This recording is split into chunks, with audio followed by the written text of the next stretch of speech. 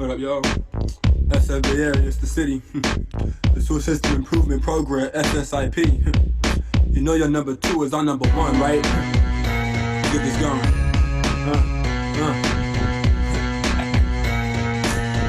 Yeah, let's go. When you're chilling at home, you don't think about it. It's silent as a period, ending a sentence, and just as important. Every time you do the dishes, flush, shower, rinse, brush your teeth, I bet you're using it. Always working, never takes a break. Sun up, sun down, turn down for what? No way. A 9 to 5 and 16 hours a vacay. The sewer system never sleeps, breathing every day. It's the sewer. You go about your day, don't even look my way. I'm working for you all night and all day. It rains, we're working just the same to keep the city sane. We're SF Sewer, so remember all day. Running a flow, where does wastewater go? SF Sewers, you know, treats the water that flows. Water running a flow, where does wastewater go? SF Sewers, you know, treats the water that flows. BUCSSIP, let me ask you, do you CP? Ha! We treat 80% in the southeast, stormwater sewage because we are one of few cities. Our system is combined, we don't specialize, except the north side, southeast and ocean side. We do both types, treating sewage for people and wildlife. It's the sewer. You go about your day, don't even look my way. I'm working for you all night and all day. It rains, we're working just the same to keep the city sane. We're SF Sewer, so remember all day. Water running a flow, where does wastewater go? SF Sewers, you know, treats the water that flows. Water running a flow, where does wastewater go? SF Sewers, you know, treats the water that flows. There's a problem, it's aging, it's just too old. It belongs in the old folks' home. That's just the start of it. Cause 60 plus years ago it was born and was told that in 50 years it would have to go. How will we solve it? We got a solution that will beautify the block. Who? The city is gonna answer the call. True. 2022 will be out with the old, in with the new. Southeast will be a hit for you. It's the sewer. You know, you wash your shower too, and all your friends do too. I tell you, no one takes more crap than I do. I know, you wash, you poop, you pee, but it don't bother me. Ooh, you can live one day without me.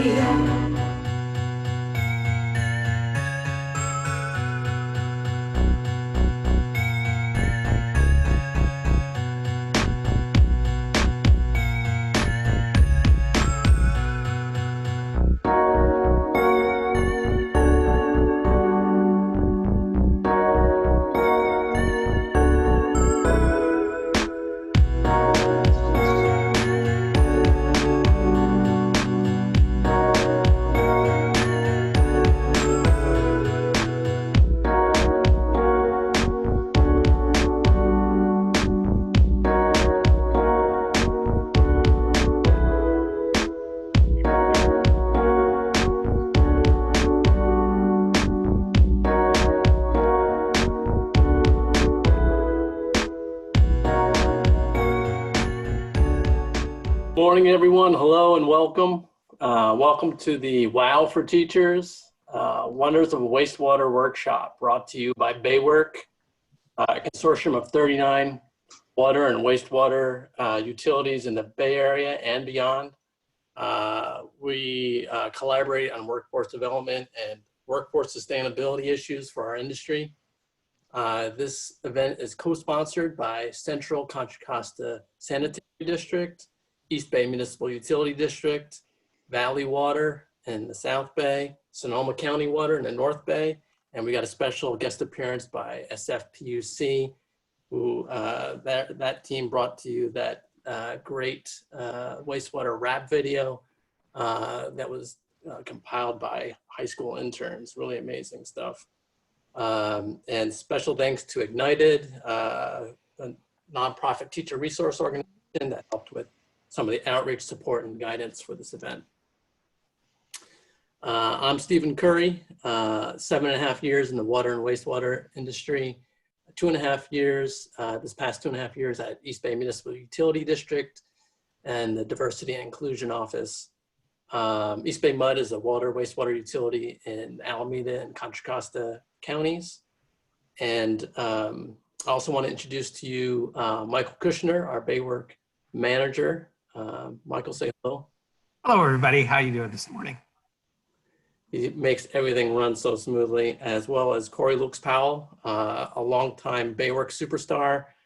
She used to work at SFPUC. We brought her back as a consultant to make sure everything keeps running smoothly for BAYWORK. Say hello, Corey. Hello, hello, everyone. I'll be also facilitating the chats or the Q&A section. And most importantly, welcome. Thank you for all the teachers and educators that are here today. Thank you for helping promote your colleagues. And for those of you who are just curious and wondering what this is all about, thank you for being here. We're excited to offer this event. We're thrilled at the response we received from Bay Area educators from across the Bay Area. The numbers who signed up kind of blew us away. So we're excited that you're here.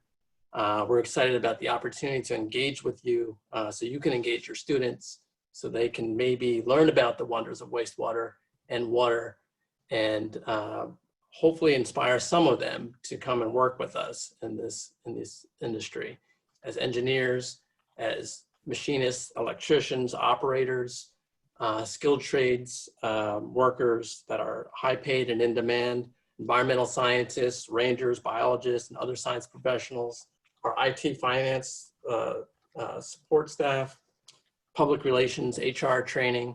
We need so many workers to make all of this work. And most importantly, we're looking for our future colleagues and future leaders for this industry. A couple of housekeeping things before we get started. We do have stipends coming your way in the form of Amazon gift cards for the first 70 registered educators that show up, participate, and complete the post-program evaluation. We're providing that a link to that post-program evaluation in the chat.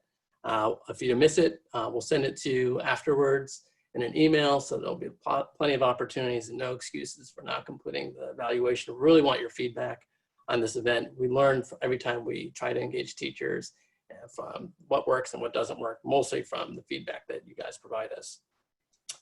Gift cards should be received within 2 weeks of today. Anything else, Michael, that I'm forgetting about the stipends? I know. They're provided through generous support of BAYWORK, JVS, which is a nonprofit workforce development organization, and the grant that they received from the state, Central Contra Costa Sanitary District, and East Bay MUD. Please follow webinar etiquette, which means stay on mute, except during the breakouts. Please submit your questions through chat. And if you're not sure where that is, you should find that at the bottom. If you don't see it on your taskbar, you may need to go to the ellipsis and the scroll down or scroll up to chat. And I can see people are already sending me messages, and I don't see any questions yet, but we'll keep an eye on that. And we'll try to answer questions as they come and or at designated question points. Before turn this over to Mr. Robert Scott, I promised our friends at SFPUC that they'd have an opportunity to promote virtual tours that they have planned. And they're going to be offering, for those of you who after today just can't get enough and want to learn more about our industry, or if you have friends and colleagues that missed today, there's an opportunity to get some tours through most of the agencies that are presenting today, as well as SFPUC. So since SFPUC is not presenting, this is their chance to give a commercial. Betsy, I know you're out there. Let me see if I can find you and unmute you so you can talk about Oh, I think I unmuted myself. Sorry. Oh, there she is. Hi. Hey, Betsy. Hi, everybody. I can't tell you how great it is to see your faces. Oh my gosh, I miss you all so much. Anyway, thank you to all you teachers for the work that you do. I think it's an honor to be here, so thank you very much for giving me a few seconds. So standing on the shoulders of our colleagues at BAYWORK and EBMUD, a lot of us are trying to engage and teach virtually as much as we can. So we're starting virtual explorations this summer, Wednesdays at 1. sfwater.org/virtual explorations, all one word. Series about, the first 3 are about water. Then there's about our wastewater system, green infrastructure, tours of the Southeast Treatment Plant, as you saw there. Also about our power and clean power SF programs. I would love if anyone cares to attend, has some extra time on a Wednesday. Love to see everybody and to experiment with this, as I think we all are, and trying to learn and get better, because we're not looking at the end of this anytime soon. sfwater.org/virtual explorations, Wednesdays at 1. First one's tomorrow. Woo! It's a headshot. Anyway, so thank you so very much, everybody. And thank you, Stephen, for giving me the time to give the plug. And again, you look great. It's great to see you. Great to see you, Betsy. Betsy's kind of, we were colleagues together at SFPUC for a number of years, and she's one of the most knowledgeable and friendly communications folks that we have in the water and wastewater industry. So Oh, you're sweet. Thank you. She was able to join us this morning. Now I'm going to turn this over to Mr. Robert Scott. He works in the Chief Operating Officer's office at Valley Water, and he is our BAYWORK Vice President. Hello, everybody. Wonderful to see you, as everyone's been saying, and glad you can join us today. I have a polling question for you because we want to assess our audience, and we always like to know how far-reaching we are, and we want to increase that, obviously. So here's a question we have for you, and we just want to know if you knew of BAYWORK before you registered for this event. And so you should be seeing a polling questionnaire. Please chime in, let us know. Okay, I see responses coming in. All right. Great, great. We'll give it a few more seconds here. And again, we just want to know, had you heard of BAYWORK before registering for this event?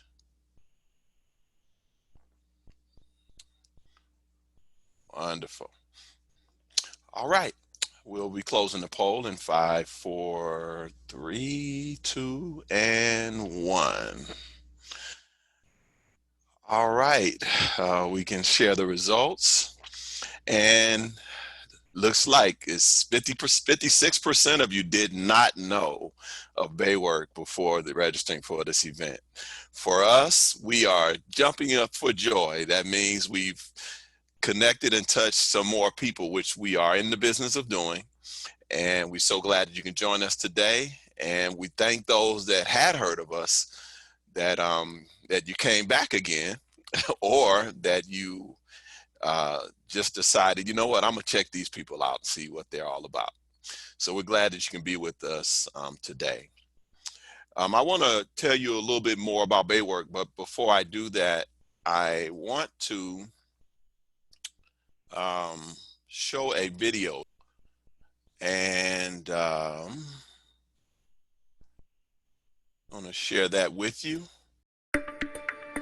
We are living on an increasingly thirsty planet. Climate change, urban and rural development, and explosive population growth put enormous strain on our water and wastewater systems. Ensuring those systems are up to date and working properly will require more skilled workers than ever before. While water services are local, these issues are global. They're faced by every water and wastewater agency. Our shared challenges are clear. How do we create a workforce that can reliably deliver services that people and the environment can count on? Not only today, but in the future. Just as important as our physical infrastructure is our workforce infrastructure. We must attract, train, and develop qualified employees, from engineers to electricians, machinists, water treatment plant operators, and more. These challenges are too large for any one agency to take on alone. That is why 4 operations managers from the San Francisco Bay Area utilities came together in 2007 to discuss how they could encourage ongoing regional collaboration to solve shared problems. One result of that conversation was BAYWORK, a consortium of Bay Area water and wastewater utilities and stakeholders. BAYWORK's mission is to achieve workforce reliability by developing qualified candidates for mission-critical jobs, providing staff with the information they need to do quality work, modifying work process to optimize use of the available staff, and maximizing cost-effectiveness of workforce reliability investments through collaboration. BAYWORK partners with schools, workforce investment boards, nonprofit agencies, unions, and other organizations on outreach, candidate development, and recruitment. Part of our outreach is done in person. Part is done through the wealth of information we provide on our website. Hiring the right employee for a mission-critical job is just half the battle. Every facility has its own technology and equipment. Every agency has its own policies, procedures, and approach. Every water or wastewater system includes numerous components and facilities that must work together. New facilities and technologies require specific training and information. Because of the increasing complexity of work and the rapid pace of change, even the most experienced staff members need continuous updates. At BAYWORK, we believe providing proper training, documentation, and knowledge management is essential for both new and existing workers. The knowledge of employees in mission-critical job categories is our most important asset. We are learning together about how to protect, build, and enhance it. We also embrace a spirit of innovation, helping agencies explore new ways to increase staff productivity and efficiency, whether you are in California, Canada, Kyoto, or Kenya. No one agency has all of the answers or the resources to meet all of these needs. It takes ongoing collaboration, knowledge sharing and discussion. Utilities, educational institutions, unions, nonprofit organizations, workforce investment boards, and professional associations all have a role to play. Join the growing number of signatory agencies already helping each other through BAYWORK. We need you to help build the future of water.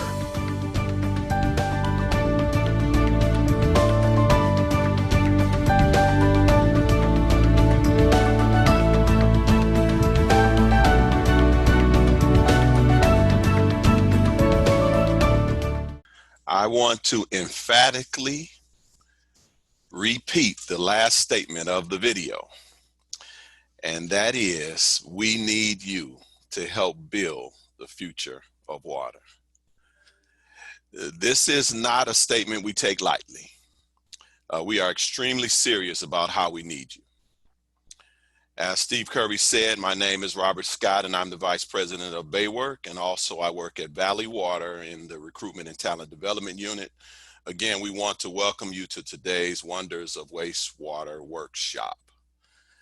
I want to reiterate a few things from the video and share a couple other facts. BAYWORK is a consortium of water and wastewater agencies in the Bay Area and beyond, as well as other stakeholders like schools, unions, workforce investment boards. And our organization started because a few agencies came together to discuss how they could collaborate to better achieve common goals. Our organization officially began in 2009 with less than 10 agencies on board. Now we have 39 agencies signed on as signatories. We are very proud of this achievement. A principal statement of ours is, in order to achieve operational reliability, we must first achieve workforce reliability. This includes the present and future workforce. And it's because of the latter that we have invited you here today. We know the impact you have on your students, and we want to partner with you. To enhance our partnership, we also installed an educators tab on our website designed specifically for you, which has a plethora of resources to help you become more familiar with our work and service, and to equip you to share these things with your students.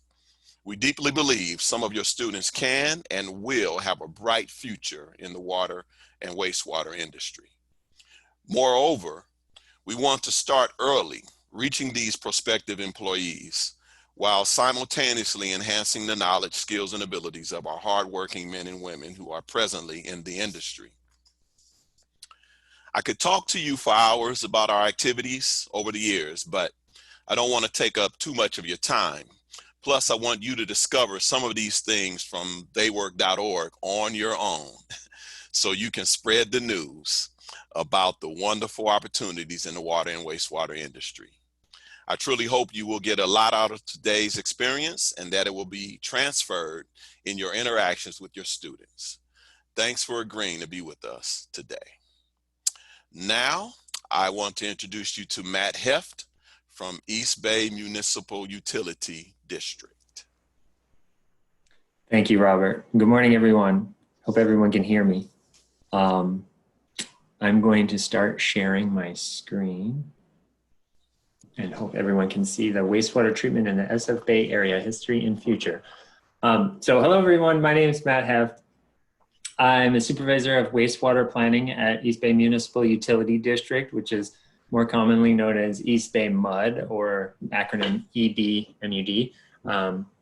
And thank you for having me today to give this presentation. I'm honored to be here. And I just want to, since the audience is so many teachers, I just want to extend my thanks in this crazy time we're living in, how appreciative I am as a parent of school-age kids for teachers right now. And also as a wastewater industry representative, I'm thankful for BAYWORK because I think it's such a great organization, and we really need the next generation to come into this industry. So this is a great meeting of the minds. So today, I'd like to talk about wastewater treatment in the SF Bay area, history and future. So starting, let's just take a look at this intro slide. The two photos you see, one is from 1951. The other is from recent. It's not yesterday, but you can see the Old Bay Bridge is still standing there on the right. So it hadn't been demolished yet, but you can see just kind of what we're going to be walking through. 1951 is the year that East Bay MUD built their treatment plant. So I'll get through some of that in just a moment.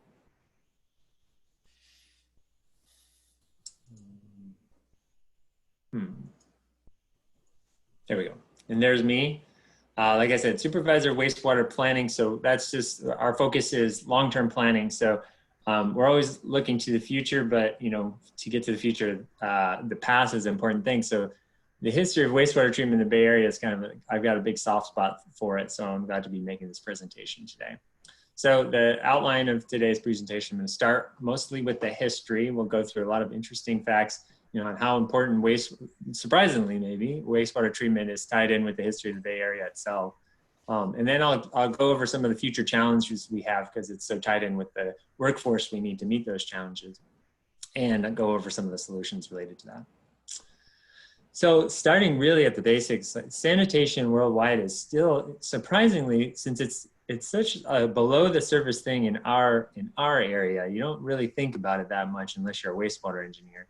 But worldwide, it's still a big problem. So 80% of the wastewater worldwide goes untreated today, which is still an astounding fact to me. And a lot of even if an area does have sewers, a lot of the raw sewage is directly discharged to water bodies still. So it can cause enormous impacts, like this photo of fish kills. It can impact human health. So that's a big focus for wastewater engineers worldwide, is to protect human health.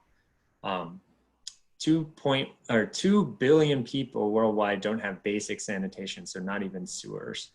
And some, there is not even indoor plumbing in some places. So 673 million people defecate directly into the environment. So, but the good news is that since in recent history, sanitation has improved immensely. So 2.1 billion people have improved sanitation since 1990. And a lot of aid groups worldwide are working still on this and making tremendous progress. But in the SF Bay area, so we're fortunate that we're much further along. We have advanced sanitation and wastewater treatment. So our area has 7.1 million people. We treat 450 million gallons per day of sewage, so quite a lot. And there's 37 different wastewater treatments across the Bay Area. You can see on this map, all the orange dots are where those public wastewater treatment plants are. And together, all those plants spend roughly $1.8 billion each year on construction and capital projects. And I'll get into what that entails, later on in the presentation. So it's a great quote from Carl Sagan. You have to know the past to understand the present. So much of the decisions that were made in the past in anything limit our options in the future or guide us. And it's just as true in wastewater treatment as anything else. So we'll start in the 1940s. This is a period of great growth in the Bay Area, lots of new housing being built, people moving to the East Bay from San Francisco. And they built sewer systems, but they discharged directly into the bay. And the result of that was known at the time as the, quote, big stench, because just raw sewage going straight into the bay. So anytime you were anywhere near the bay, you would notice it. You can see this article on the right here is an article for SF residents warning them that if they go to the East Bay, you'll encounter this big stench, and don't worry, it's not poisonous, but certainly not pleasant either. And the photo on the left, if you're familiar with Berkeley, the Strawberry Creek runs through city of Berkeley, and this was an outfall right where the Strawberry Creek comes out into the bay. So around that same time, there was action, because the SF Bay wasn't the only place with this kind of situation. And so at the federal level, there was something called the Federal Water Pollution Control Act. It was really the first federal law related to water pollution for interstate waterways and tributaries. And then at the state level, the Dickey Water Pollution Act created what at the time was called California State Water Pollution Control Board, now is called the State Water Quality Control Board, and really laying the groundwork for regulatory control of water quality in the water bodies of California. So subsequent to that, wastewater treatment plants began being built in the Bay Area. The earliest was before that time in the city of Palo Alto, which a little interesting factoid, it cost only $63,000 to build a wastewater treatment plant. Nowadays, we're talking billions of dollars to build a new one. The photo on the right shows East BAYWORK's wastewater treatment plant when it was first constructed in 1951. So you can see that there's just some tanks, a few tanks and some wide open space left for future expansion. So at first it was pretty modest, and there wasn't much going on there. It had primary treatment, which is kind of just the first step, to put it crudely, removing the big chunks that come to the wastewater treatment plant. But then beginning in 1956 and continuing through the 1960s, more funding became available to construct wastewater treatment. Not all of the costs, but about up to 30% of the project cost was provided by federal funding. So that didn't really solve the problem, though. It helped, probably got rid of that big stench, but there were still water quality problems. So with primary treatment as the first step, the right direction, but they needed more. And so in the 60s, fish would die periodically in the bay. So major fish kills throughout the bay, and it's a result of low dissolved oxygen in the water. So it wasn't like pollution like directly, it was a result of combination of what comes out in the sewer and then how the ecosystem responds to it. And it alerted officials that we needed more. We needed to improve wastewater treatment to prevent this impact to the ecosystem. And so as a result, the State Water Quality Control Board adopted water quality objectives and designated these beneficial uses of the bay. So domestic water supply really from the inflows to the bay, recreation, fish and wildlife propagation, and just the aesthetic value of being able to experience it. But the big watershed moment in wastewater treatment was in the early 1970s when the Clean Water Act was passed by the federal government. And that required that any sewer discharging would need secondary treatment. So secondary is taking from the primary effluent. So you've removed the worst stuff from the water, and now you're moving on. You send that slightly clean water to secondary treatment. It's a biological process that further breaks it down and really makes it a lot more clean and less impactful to the environment. So the Clean Water Act created something called the National Pollution Discharge Elimination System, or NPDES, and each treatment plant has its own NPDES permit. And these permits stipulate what water quality requirements your treated wastewater must meet, with a certain baseline for all wastewater treatment plants. The biggest benefit of the Clean Water Act in terms of furthering these goals was that an immense amount of federal funding was available, that without which these improvements wouldn't be possible. So in the Bay Area alone, by 1987, $1.2 billion was given to build wastewater treatment plants, and it covered up to 87.5% of the project cost, which is just hard to fathom these days. But on this picture on the right, you can see it's from a different orientation as the last picture, but here are the same primary treatment tanks that I was pointing out earlier, but now all that empty space is being filled up with all kinds of other tanks and processes that further the secondary process. So here, after all that construction, you made it to the 1980s. So comparison of the water quality from 1960. So in 1960, 80% of the discharges were in non-compliance with Clean Water Act goals, and only 20% were in compliance. But after all that construction of new facilities in the 80s, it totally flipped. Non-compliance was reduced to 20%, compliance to 80%. Around that same time, the early 80s, 1984, organization called the Bay Area Clean Water Agencies was formed of the major wastewater treatment plants and districts in the Bay Area. So East BAYMUD is one of them, and Central San, City, SFPUC, of course, San Jose, East Bay Dischargers, and many others. And so they got together, and the goal being to develop a region-wide understanding of the watershed protection and enhancement needs of the San Francisco Bay Estuary through resilience on sound scientific, environmental, and economic information, and ensure that this understanding leads to long-term stewardship of the estuary. To further that goal, another organization, San Francisco Estuary Institute, founded something called the Regional Monitoring Program, or RMP. This was in the early 90s. It had several key goals, including providing unbiased science to support decision-making and improve the environmental health of SF Bay, and empower stakeholders to create cost-effective solutions. So bringing folks together to come up with these solutions. It was innovative collaboration, still working today very successfully.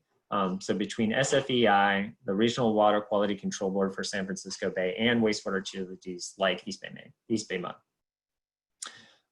Now I'll walk through a little bit of the great work that the RMP program has done. So in the 90s and early 2000s, the focus was on legacy contaminants, meaning pollutants that kind of like sticking around after past practices that are no longer in play. But and the key pollutants were mercury, copper, and PCBs.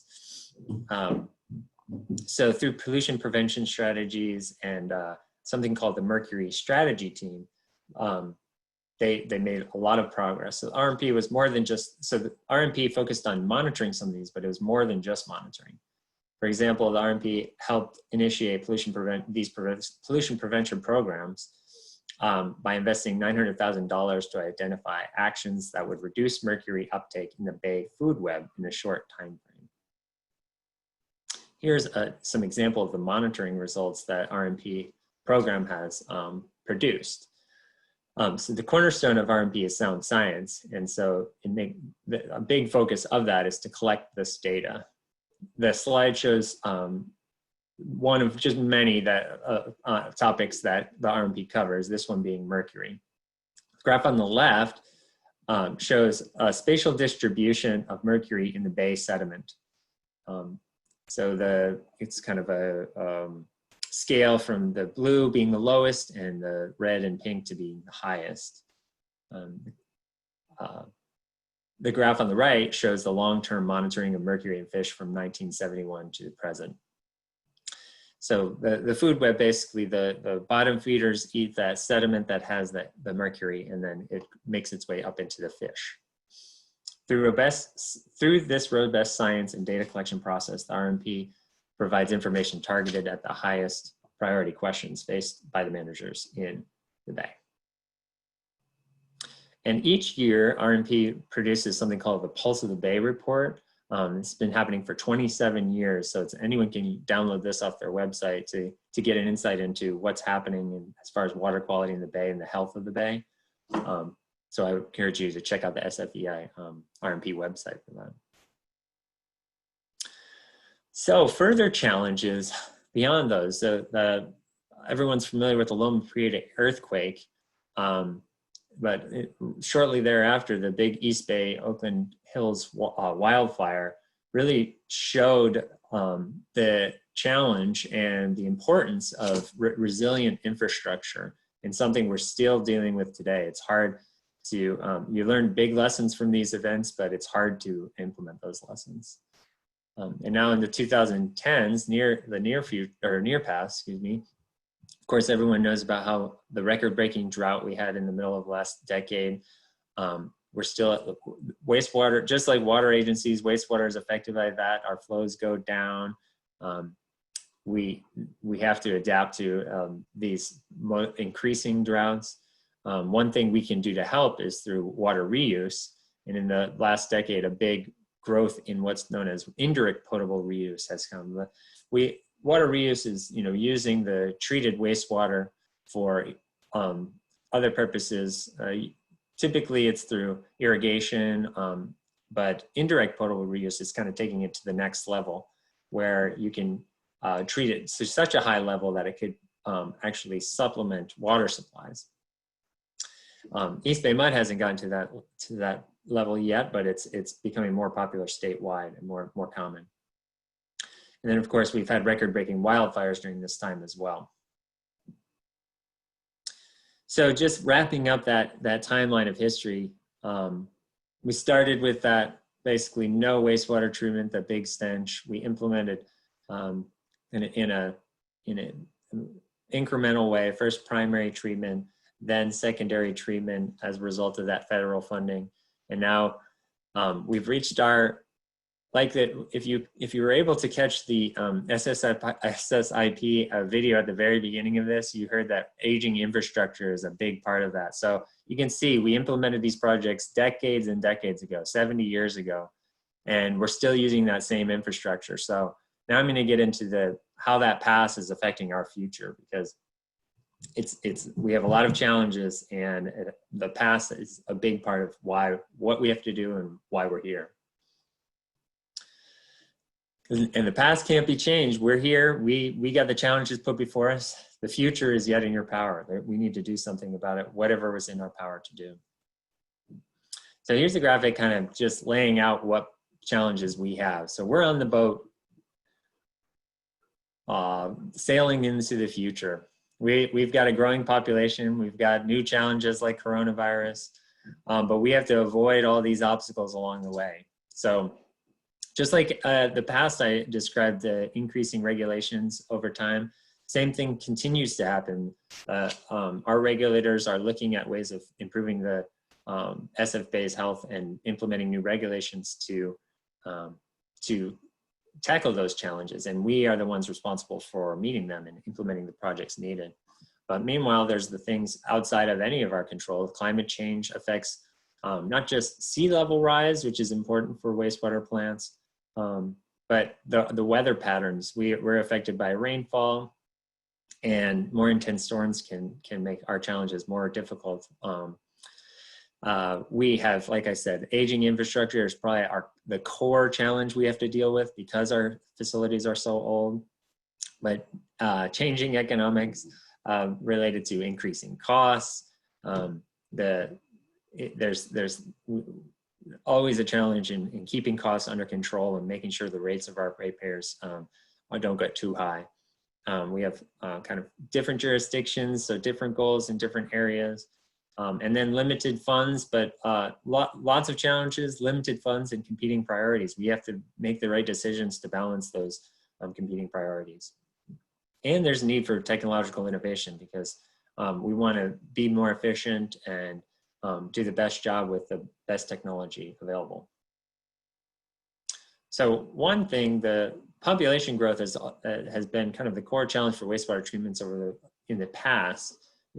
Throughout that timeline I was describing, population was growing and growing, and so we had to expand capacity to meet that. And we expect it to continue to grow. I think coronavirus is going to change that, and the economic conditions we're in right now might slow it down, but it's really kind of an upward trajectory into the future as far as we can tell. Like I've mentioned a couple of times now, aging infrastructure is really our core challenge. We have everything, all of our major facilities were built 50 to 70 years ago. And so our projects that we work on a daily basis deal almost exclusively with making sure everything continues to run. So a couple interesting pictures here. This interceptor is what we call our major large pipelines that convey the sewage to our treatment plant. And those were built at the same time as the treatment plant, so in the early 1950s. And they're corroding away, and we recently completed a project where these large diameter pipeline, brand new, was slid into the old concrete deteriorating pipe to make sure that they don't fail further. Just generally speaking, not just in our pipes, but at our treatment plant, concrete structures are just in some cases crumbling apart, corroding away. This is the rust you see is the rebar within the concrete. Same thing happened with our metal pipes, just corroding away. Wastewater is a very corrosive environment, so it's really hard to keep things running and in good condition over time. And as I mentioned when discussing the Loma Prieta earthquake, seismic vulnerability is something underlying everything. When these facilities were built, our knowledge as engineers and as a society wasn't that great about how to build the best structures for this kind of seismically vulnerable area. And so the seismic codes have changed over time, and we haven't upgraded our facilities to match those at each point along the way. So we're still working on solutions to get those to limit our vulnerability. And according to the best projections, in the next 20 to 30 years, there's a 72% probability of a major earthquake on the Hayward Fault, which would affect East BAYWORK particularly. And so we're working on coming up with making our infrastructure more resilient before that can happen. And then of course, climate change, the slow, steady impacts that climate change causes. Wastewater treatment plants and facilities are particularly vulnerable to sea level rise because we rely on gravity to get sewage to our treatment plants, and therefore the treatment plants are always at the lowest point, right at the water's edge. This picture is actually what we call the transition structure, a building on top of our outfall that discharges into the bay. You can just see the Bay Bridge here off in the distance, but you can see it's right there, right on the edge of the water.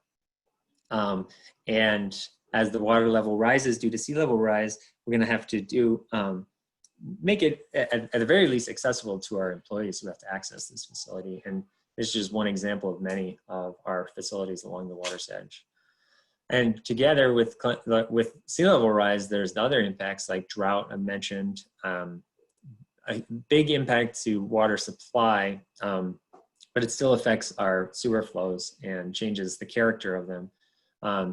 Like being at the water's edge, storm surges and flooding are a big problem, and atmospheric rivers just cause more intense storms, and we expect more and more atmospheric rivers over time, and therefore our peak flows when when rain intensity increases, it can get into our sewer pipes, and we're trying to make our aging infrastructure better at preventing that, but it still happens. So it's something we have to deal with more and more with climate change.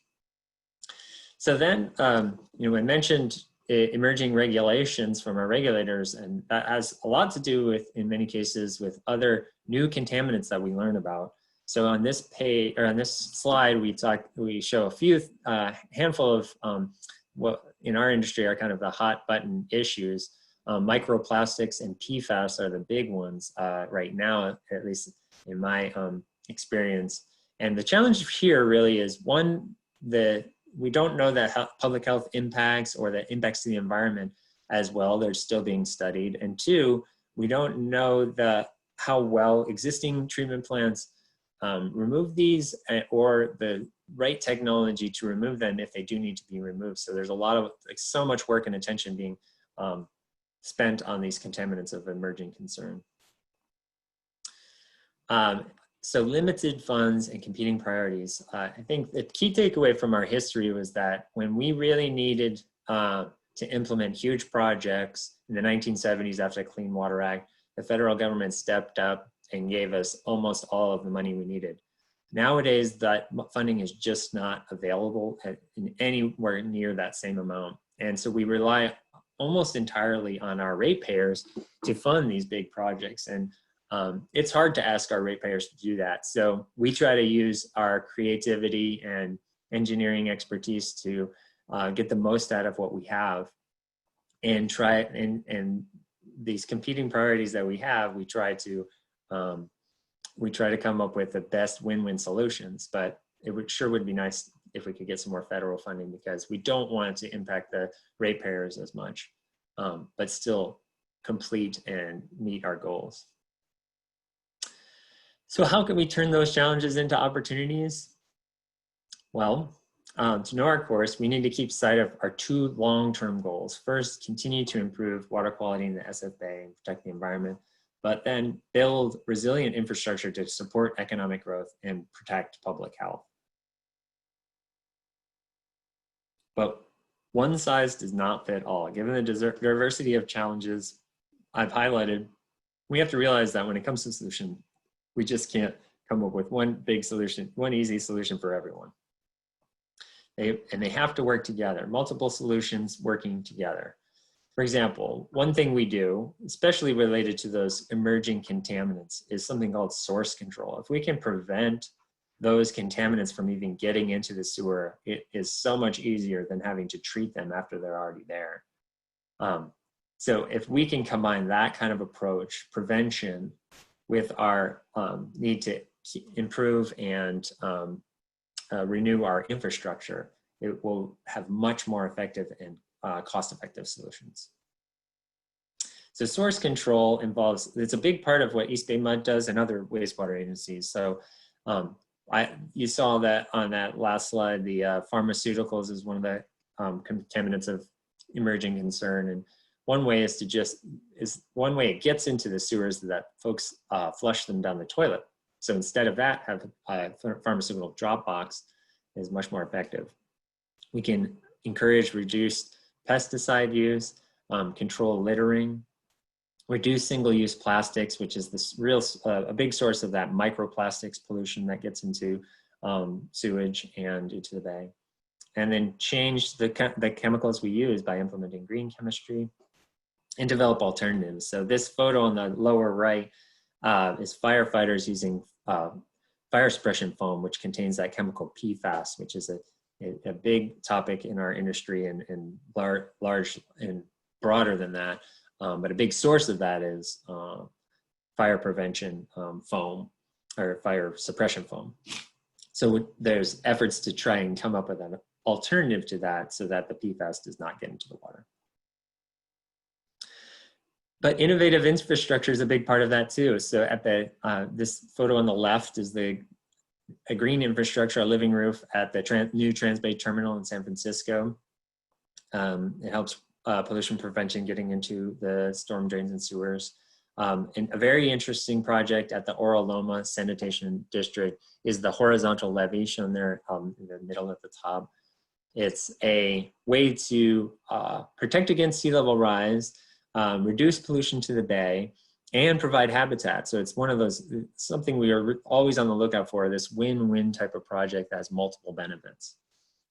Recycled water, always trying to find ways to reduce water use by replacing it with treated wastewater in the form of recycled water. Delta Diablo is a big leader in our area on that.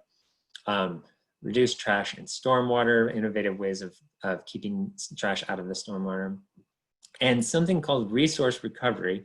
It's a buzzword in our industry, but perhaps not broadly known as much, but East Bay MUD has been a leader in resource recovery. And the basic idea of that is wastewater isn't just waste. There are valuable things in the wastewater.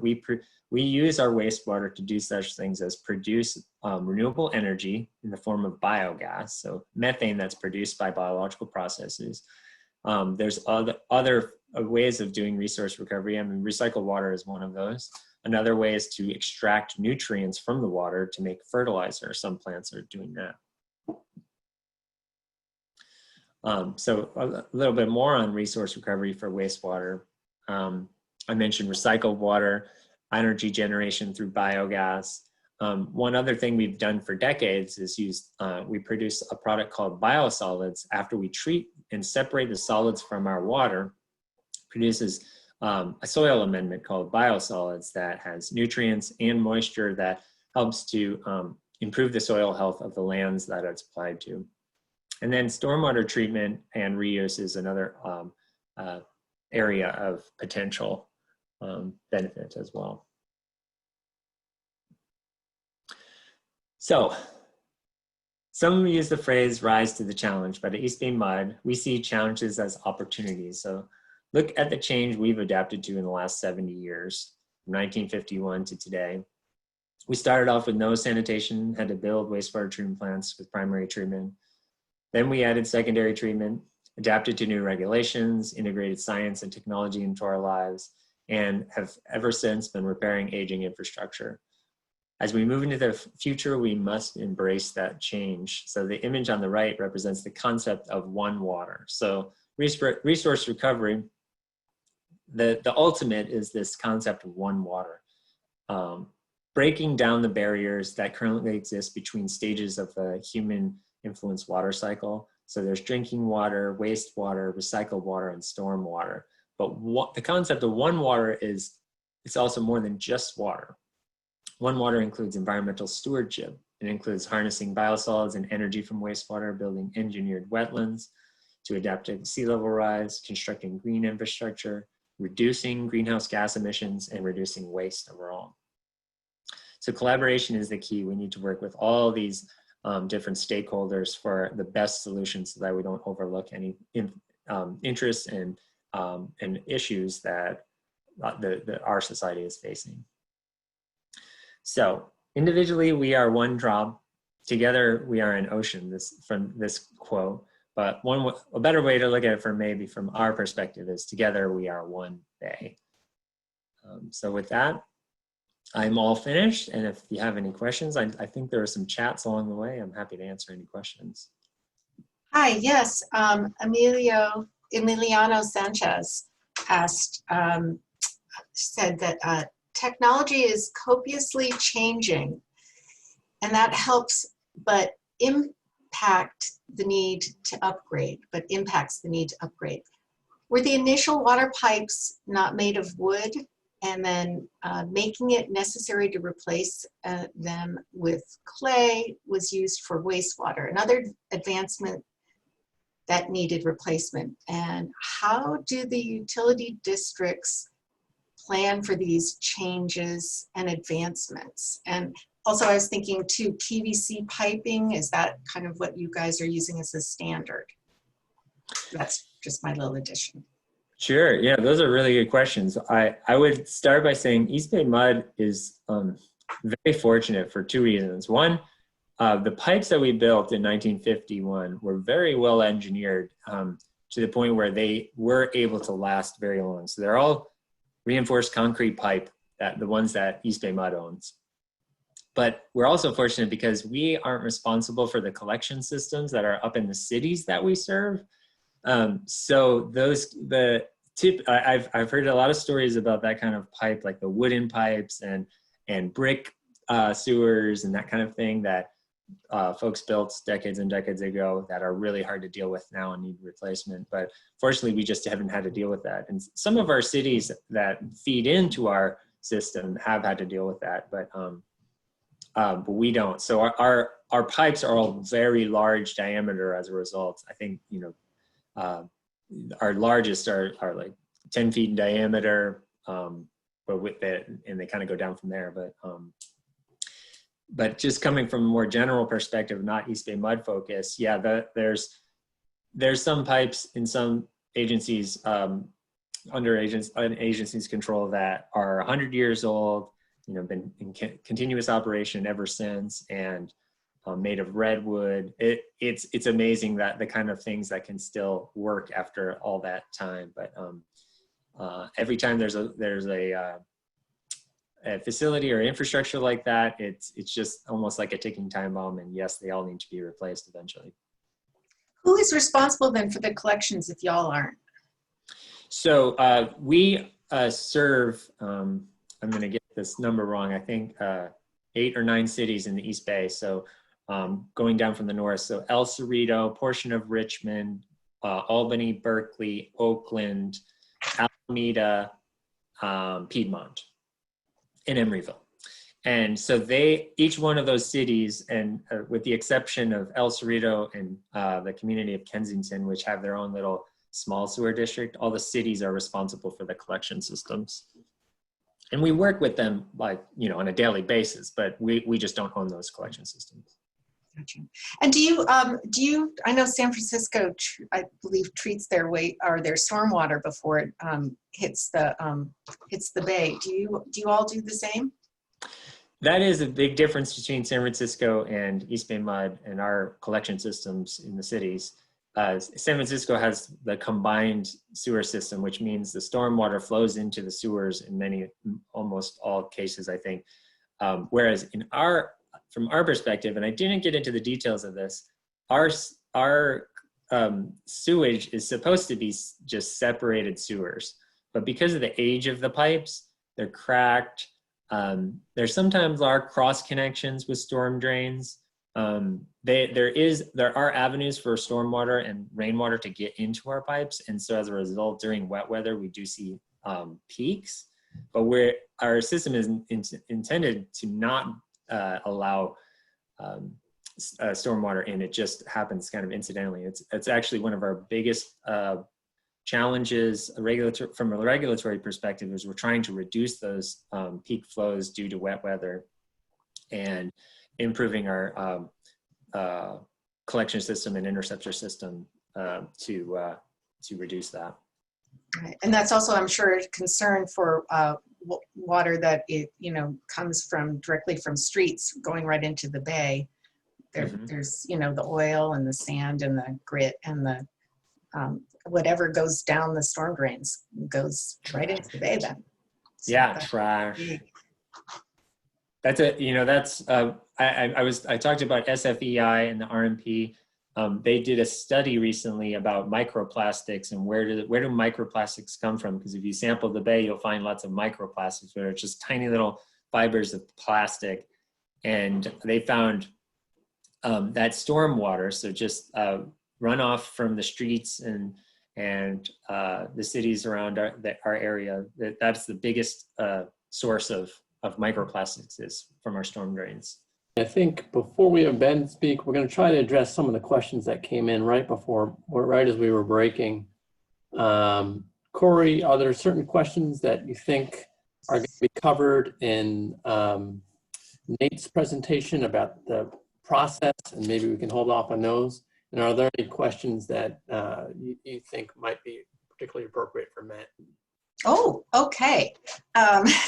You're requiring me to think and read. Okay. I think this is the mercury level and other toxic materials being tested periodically, asked Joanna Shea. And also, I don't know if this would be connected, but also Juliet Hammack asked, what is the most promising technology to address microplastics at present? Okay, so the first question about mercury level, it's a good one. And fortunately, the answer is yes, it is being tested periodically. So those two images I show the image of the bay and the levels at various points within the bay, and then the fish content of mercury. Both of those are ongoing programs that continue to this day. And then the second, and that's all done by the regional monitoring program.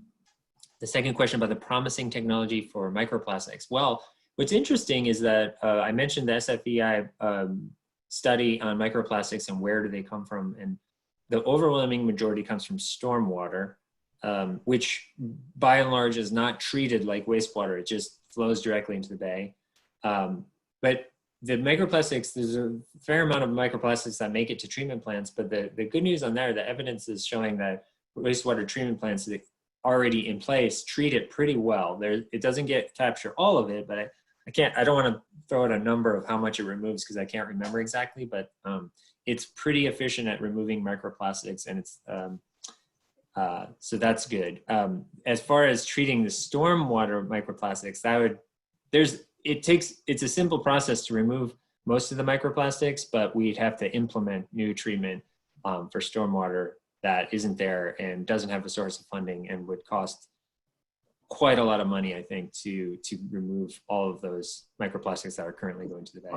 Sure. And also, I know styrofoam is not being used so much in the Bay Area. Is California still allowing, or the Bay Area still allowing the styrofoam? Because those are definitely not micro, but they break up and never go away, right? Oh yeah, I wish I knew off the top of my head the definition of microplastics, because they can be probably bigger, or that size you're talking about. But as far that's a great example you bring up of why source control is so important in being an effective solution. It's better to stop using styrofoam than trying to remove it once it's in the stormwater, and other sources of plastics. And the only other thing I'll say is that one form of it's really categorized as microfibers. It's not really plastic, strictly speaking, but a lot of these fibers that end up in the bay that cause pollution come from tires, from wearing down tires. So just driving around gets on the road, and then it drains into the bay and causes pollution. So that's going to be challenging because you can't get rid of tires. Great. And then one more, how is fipronil treated from pet flea products like Frontline, says Ron Tanakawa. Wait, can you repeat that question? Sorry. Yes, it was, how is fipronil treated for pet flea products like Frontline? Sorry, I don't know the answer to that question. Yeah, that's a tough one. And we have some further questions about internships and where we can go from there, but hopefully we can try to address those near the end. Also, for if you're interested in inviting any of these speakers today to speak at your schools, I'm sure they would be thrilled to do that, right? Mm-hmm. Okay. We can coordinate that through Michael. So exactly, at SF BAYWORK 2011. Agency, but we're more than happy to come out and be part of your classrooms in various ways. Yeah, and we'll address that later. So, okay. I think that's it for now. I think that's good. Matt, were there any burning questions that you wanted to address that you saw came in? Otherwise, we're gonna probably try to address some of those after Nate's and Ben's presentations. Yeah, and the only thing I'll say is that James Hake from East BAYMUD is going to be the point person on the breakout sections later, and we work together, and he can answer any question you have as good or better than I can, so I'll leave it to him. Thank you, Matt, and thank you, Corey, for helping coordinate the questions.